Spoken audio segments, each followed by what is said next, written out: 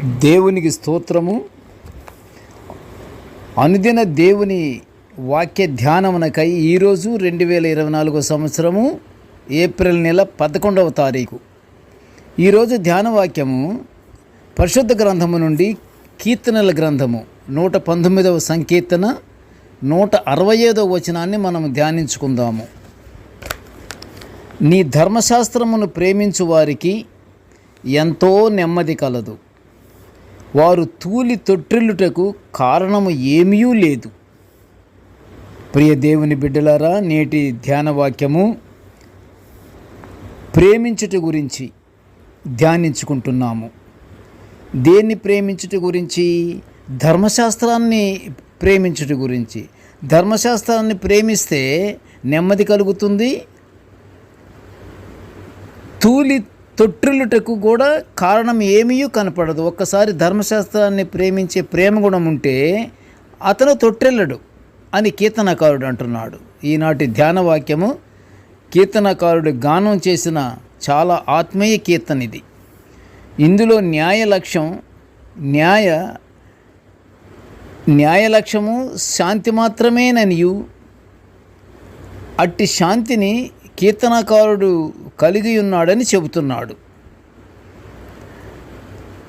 న్యాయలక్ష్యంగానుంటే ఏమీ ఉండదు, మనశ్శాంతి ఉంటుంది, అంతే, శాంతి మాత్రమే ఉంటుంది అని కీర్తనకారుడు అంటున్నాడు. న్యాయంగా జీవితాన్ని గడిపేవారు తప్పకుండా శాంతి కలిగి ఉంటారు. ధర్మశాస్త్రాన్ని ప్రేమించేవారు నెమ్మది కలిగి ఉంటారు. ధర్మశాస్త్రాన్ని ప్రేమించేవారు నెమ్మది పొందుకుంటారు, కానీ అందులోనే శ్రమలు బాధలు కూడా వెన్నాడుతూనే ఉంటాయి. అయితే ధర్మశాస్త్రాన్ని ప్రేమించేటప్పుడు వాటన్నిటిని సహనంతోనూ ఓర్పుతోనూ సహించగలిగే శాంతగుణం కలిగి ఉండాలి. జనరల్గా ఒక ధర్మశాస్త్రాన్ని మనము పాటించటానికి సహనము ఓర్పే కాదు, మామూలుగా లోక సంబంధమైనటువంటి మనము జీవిస్తున్న జీవన విధానంలో కుటుంబాలలో సహనము ఓర్పు అనేది చాలా ముఖ్యమైంది. అవి కానీ సహించగలిగే గుణం కూడా మనం కలిగి ఉండాలి. అప్పుడు అన్నిటికీ మేలు రకమైనటువంటి జీవితాన్నే గడుపుతాం మనం అని కీర్తనకారుడు చెప్తున్నాడు. దేవుడిచ్చిన జీవితంలో శాంతగుణము, ఓర్పు, సహనము కలిగి ఉంటే చాలు. ప్రియ దేవుని బిడ్డలారా, వింటున్నారా? దేవుడిచ్చిన జీవితంలో శాంతగుణం, ఓర్పు, సహనము ఈ 3 కలిగి ఉంటే చాలు. దేవుని ఆశీర్వాదాలు మనం తప్పకుండా పొందుకుంటాము. అటువంటి జీవితం గడిపే వారికి దేవుడు దాచి ఉంచిన గొప్ప మేలు ఆయన తన గుప్పిలి విప్పి అనుగ్రహిస్తాడని కీర్తనకారుడు 31వ సంకీర్తన 19వ వచనంలో గానం చేయటం మనం వింటున్నాము. ఆయన కృప ఆశ్చర్యముగా మనపై వర్షిస్తాడు. ఎప్పుడు వర్షిస్తాడు ఆయన కృప మనకి? ఆయన కృపని మనము పొందుకోవాలంటే ఆయన కృప మన మీద వర్షింపజేయించుకుంటానికి మనకి ఏముండాలి? మనకి జీవితంలో శాంతగుణం ఉండాలి, మొట్టమొదట ఓర్పు ఉండాలి, సహనం ఉండాలి. ఇవి కానుంటే ఆశ్చర్యముగా ఆయన కృపను మనపై వర్షిస్తాడు. అయితే మనము దీన స్వభావము, దయాళుత్వము కలిగి ఉండాలని పరిశుద్ధ గ్రంథము సెలవిస్తుంది. కాబట్టి ప్రియ దేవుని బిడ్డలారా, ధర్మశాస్త్రమును అనగా దేవుని వాక్యాన్ని ప్రేమిస్తున్న వారికి గొప్ప సమాధానం కలుగుతుంది. ఇక్కడ ధర్మశాస్త్రమును ప్రేమించేటప్పుడు ఈ 3 కూడా కలిగి ఉండాలి మానవుడు.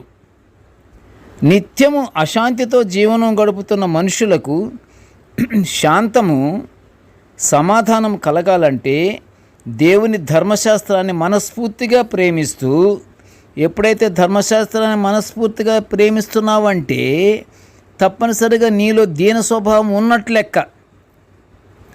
దీన స్వభావం ఉంటేనే, దయాళత్వం ఉంటేనే ధర్మశాస్త్రాన్ని మనస్ఫూర్తిగా ప్రేమించేది. అప్పుడు కీర్తనకారుడు ఏమంటున్నాడంటే, ధర్మశాస్త్రాన్ని మనస్ఫూర్తిగా ప్రేమిస్తూ నిత్యము చదువుకుంటూ ఉండాలి. ధర్మశాస్త్రమందలి దివ్య వాక్యాలు ఎవరిలోనైతే సమృద్ధిగా నివసిస్తుంటాయో వారికి ఏది అడ్డురాదు, అపవాది క్రియలు దరికే రావు. మనకందరికీ దేవుని ప్రేమ, శాంతి, సమాధానము అనుగ్రహించమని దేవునికి మనము అందరము కలిసి ప్రార్థన చేద్దాము.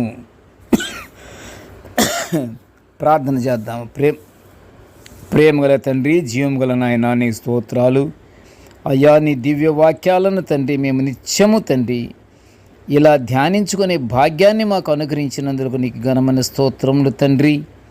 ప్రభా ప్రకారమే తండ్రి నిత్యము మేము దేవా పాటిస్తున్నందుకు తండ్రి నీవు మాకు ఇచ్చిన అవకాశాన్ని బట్టి నీకు స్తోత్రాలు నాయన.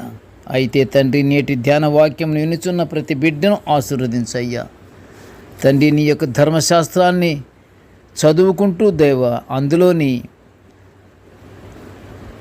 జుంటి తేనీల కంటే మధురమైనటువంటి మాటలను మేము